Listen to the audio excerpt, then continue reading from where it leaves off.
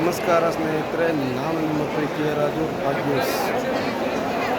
ಇವತ್ತು ನಾನು 7 ಬೆಟ್ಟಗಳ ಒಡೆಯ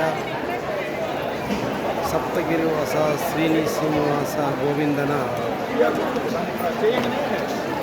ಪುಣ್ಯಭೂಮಿ ಶ್ರೀ ತಿರುಪತಿಯಲ್ಲಿದ್ದೇನೆ. ನೀವೀಗ ನೋಡ್ತಿದ್ದೀರಿ, ನಾನು ತಿರುಪತಿಯ ಸನ್ನಿಧಾನದಲ್ಲಿ ಇದ್ದೇನೆ. ಜನಸಾಗರ ತುಂಬಿ ತುಳುಕುತ್ತಿದೆ.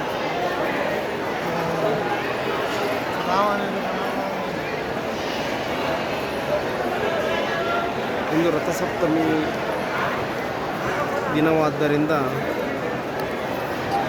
ಅಸಂಖ್ಯಾತ ಭಕ್ತಾದಿಗಳು ಇವತ್ತು ತಿರುಮಲೆಯಲ್ಲಿ ಸ್ವಾಮಿಯ ದರ್ಶನಕ್ಕಾಗಿ ಬಂದಿದ್ದಾರೆ. ನೀವೀಗ ನೋಡ್ತಿದ್ದೀರಿ,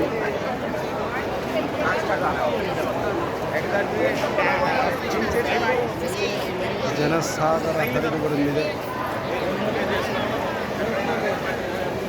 ಎಲ್ಲ ಭಕ್ತಾದಿಗಳು ತಿರುಪತಿ ತಿಮ್ಮಪ್ಪನ ದರ್ಶನಕ್ಕಾಗಿ ಹಗಲಿರುಳೆನ್ನದೆ